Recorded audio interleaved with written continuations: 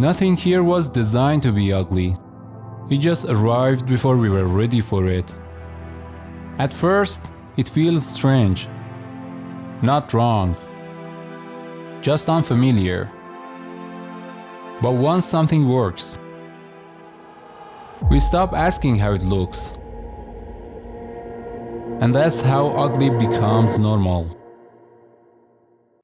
We didn't lower our standards. Technology simply moved faster than our sense of beauty. One product shows this better than almost anything else. When Apple showed the first AirPods in 2016, a lot of people didn't hold back. It looked like someone had taken the regular AirPods and just cut the wires off.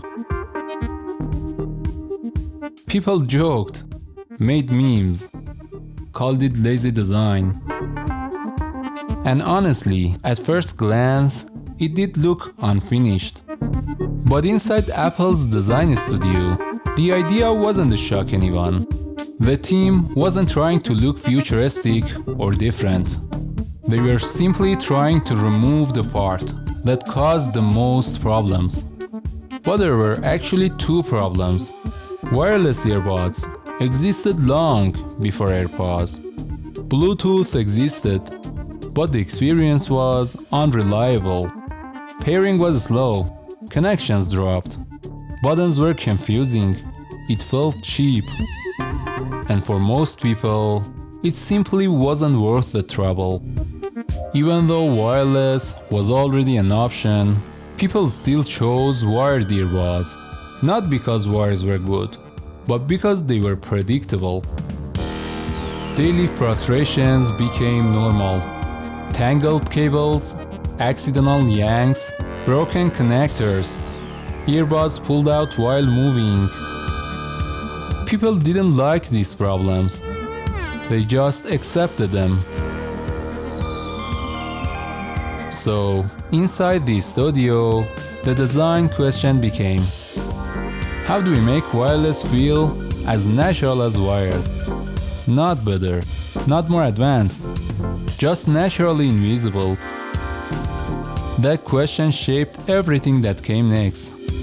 From the shape, to the color, to the tiny hinge on the case. How do we make wireless just work? No buttons, no switches, no instructions. Apple approached AirPods like a product that should disappear.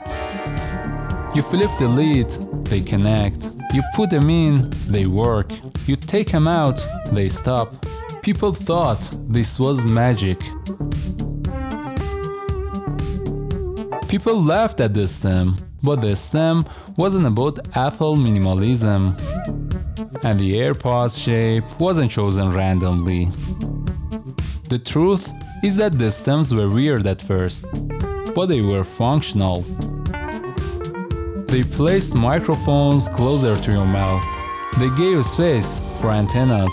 They made the product feel stable, not fragile.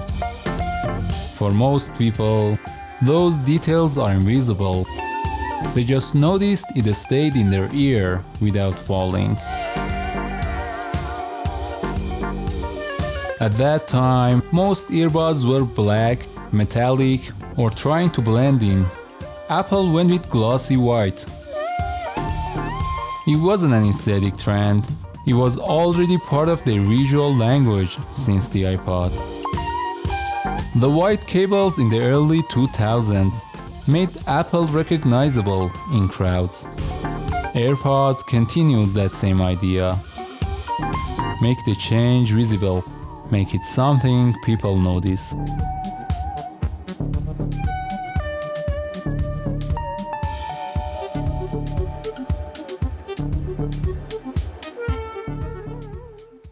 People even joked about the AirPods case, saying it looked like a dental floss container.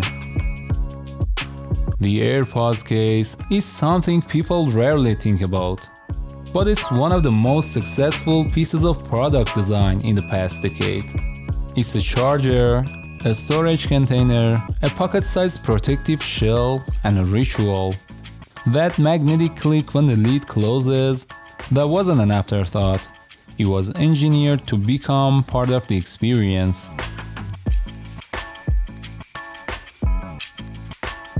And a good design doesn't need to change much over time. Just look at the AirPods case. Its overall look and shape have stayed almost the same, with only small adjustments to match new AirPods models over the years. AirPods didn't become iconic because of their first shape. They became iconic because Apple kept refining that shape silently. Over the years, they scanned thousands of ears, adjusted angles by single degrees, shifted components by fractions of millimeters, optimized weight distribution to reduce ear fatigue.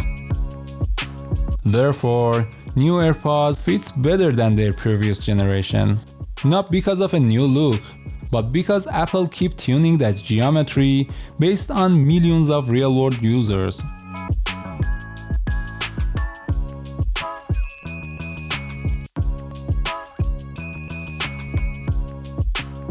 In 2016, Apple removed the headphone jack from the iPhone 7.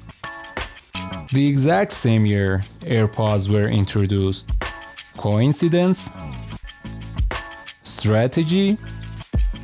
Manipulation? Let's be honest, it was all three. Some people said this was a strategy, that Apple created a problem first, so they could sell the solution. Removing the port made the iPhone slimmer and more sealed, true. It also nudged millions of people into wireless audio, also true. But was that manipulation or vision? Here's the balanced reality. If AirPods were bad, this would have been manipulation. But because AirPods delivered a genuinely better experience, the nudge felt like evolution, not coercion.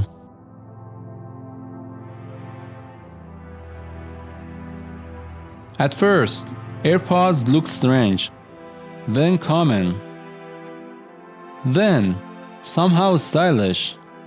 You didn't just wear them, you lived in them. Walks, calls, workouts, commuting, working, meetings, everyday life. The product didn't demand attention. It blended with your movement, and soon every other brand adopted the same language. The stem, the case, the seamless pairing.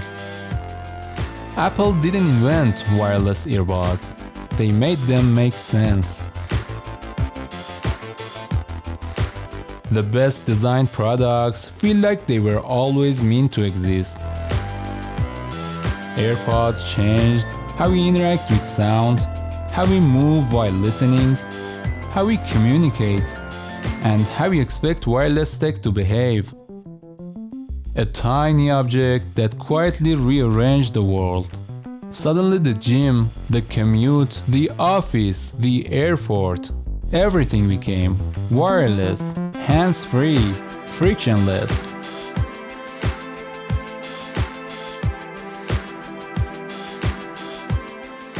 Apple didn't just remove the wire, they removed the friction. And sometimes that's the hardest part of design. To create a future people don't feel ready for. Until suddenly they can't imagine going back.